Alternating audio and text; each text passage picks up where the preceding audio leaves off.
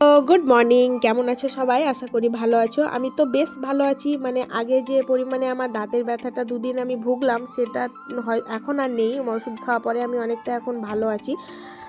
আর মুখের হাসি দেখে হয়তো তোমরা বুঝতে পারছো যে আমি সকাল সকাল রেডি হয়ে আজকে কোথায় যাচ্ছি।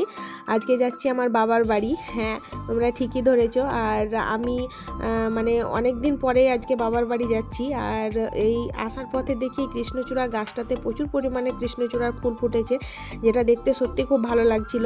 আর এই দেখো ধান কাটাও হয়ে গেছে এইদিকে। আর গতকাল প্রচুর পরিমাণে আমাদের এখানে বৃষ্টি হয়েছিল, সেই কারণে জমিগুলোতে সব জল জমে গেছে।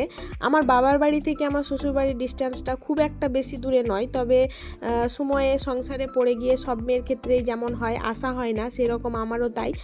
2-3 মাস পর পর হয়তো আমি আসি, ছেলের স্কুল আরও বিভিন্ন রকমের কাজের চাপে আমার আসা হয় না। তো ফাইনালি আমি চলে এসেছি আমার বাবার বাড়ি।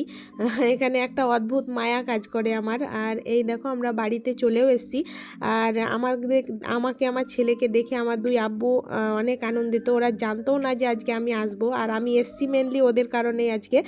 আর আসার পরে একটু গল্প টল্প করলাম সবার সঙ্গে, তারপর স্নান টান করে খাওয়া দাওয়াও করে নিয়েছিলাম। আর এদিকে আমার বাবার গাছে দেখো, আমের গাছে কত আম ধরেছে।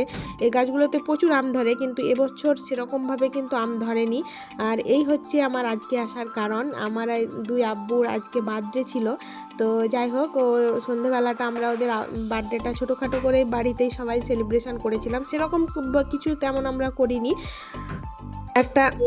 একটু কেক এনে দুই ভাই জাস্ট এটাকে কাটা হয়েছিল, আর কিছুই না। আর আমাদের সন্ধেটা যেভাবেই কেটেছিল সবার সঙ্গে আনন্দ করতে করতে। Happy birthday Imran Irfan.